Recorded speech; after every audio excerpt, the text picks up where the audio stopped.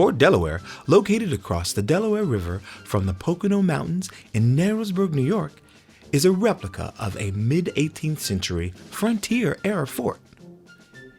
In the 1750s, the entire Delaware River region, including the Pocono and Catskill Mountains, was a part of an untamed, wild frontier rich with natural resources.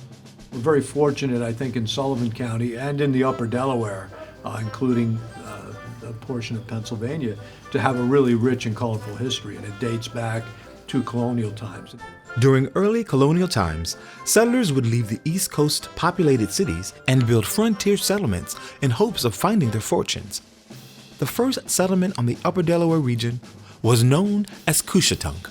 So the Europeans have this 30-mile long settlement, and they set up little groups of homes all along this 30 miles, so it's fairly sparsely populated. And they begin to solicit other settlers to come.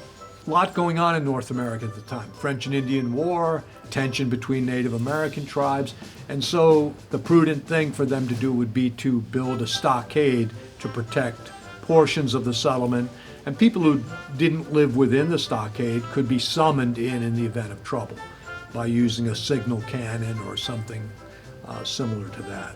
And so around 1760, they actually build two fortifications. They're called the Lower Fort and the Upper Fort. One is near present-day Milanville, and one was up near Callicoon. The Lower Fort at present-day Milanville is what is approximated by the creation of Fort Delaware.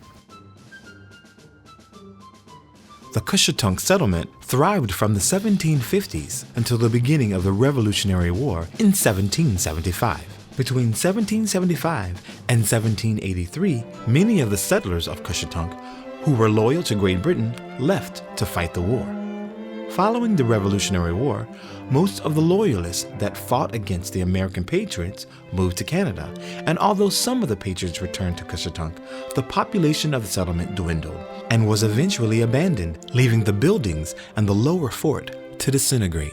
There's very little that remains today, if not for places like Fort Delaware that have taken up the mantle of telling that story, of reminding us what it was once like here.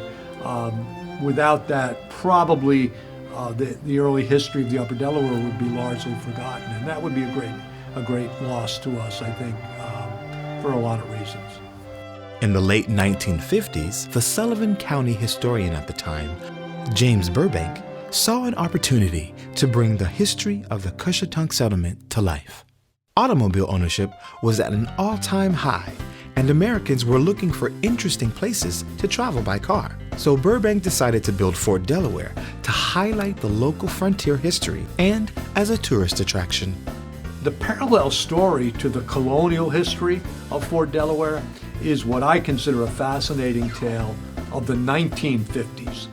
It's the story of James W. Burbank's creation of Fort Delaware as a replica, as a reproduction of this lower fort, and the research that he did into the story and how he framed the story of the Cushetunk Settlement with the influences and the backdrop of 1950s America, where the automobile has given new freedom to people to travel and to seek out theme parks and amusement parks and roadside attractions.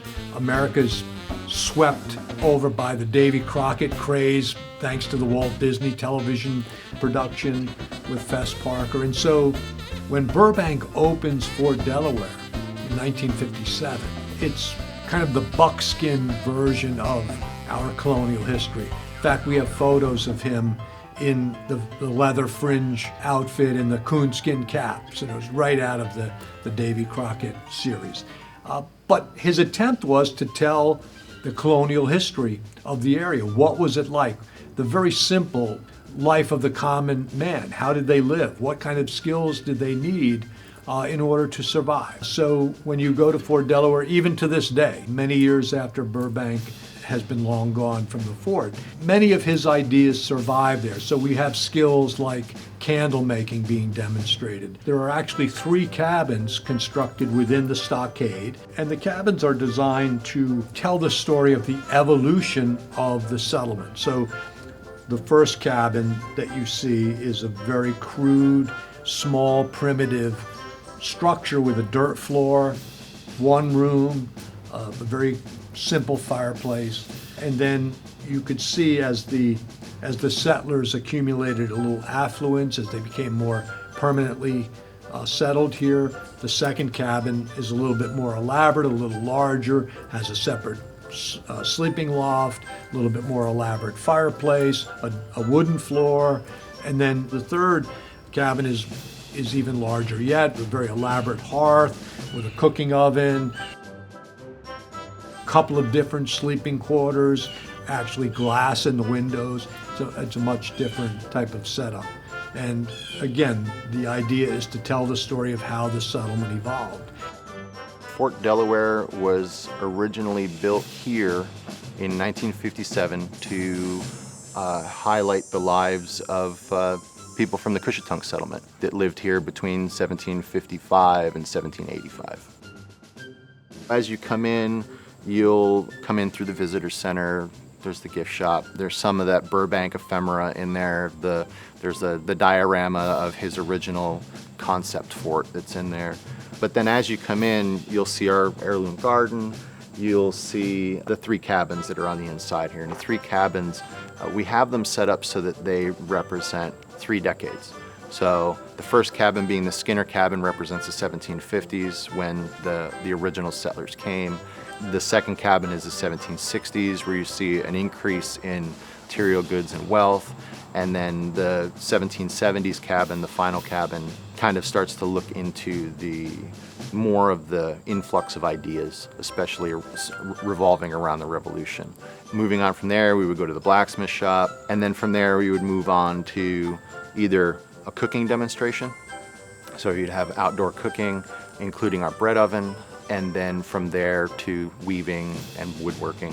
Finally wrapping it up with the blockhouse on the far end, which is basically the defensive position. The whole purpose of a stockaded fort or a blockhouse was defense.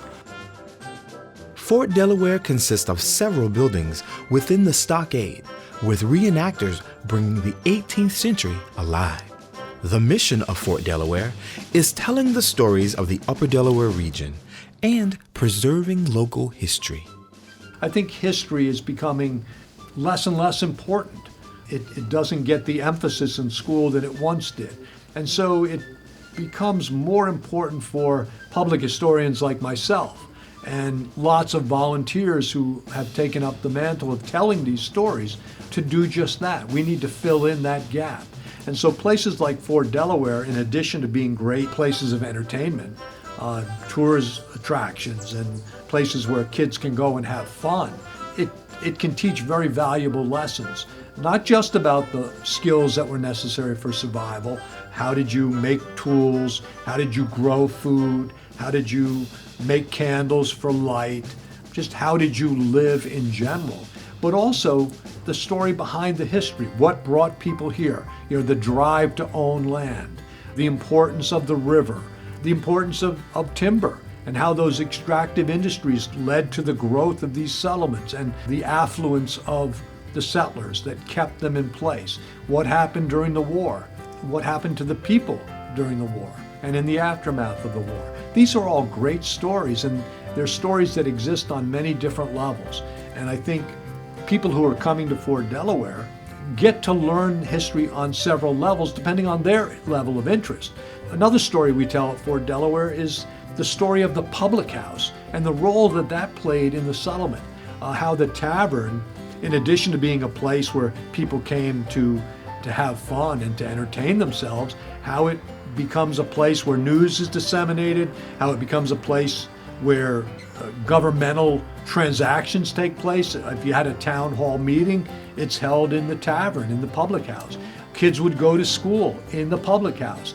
Certainly not every single day, but a few days a month they'd gather there for lessons, because it was critically important, believe it or not, for kids to learn to read and write, if nothing else. It also was where church services would have been held. So we tell the story of the public house. That's a great part of the lesson there.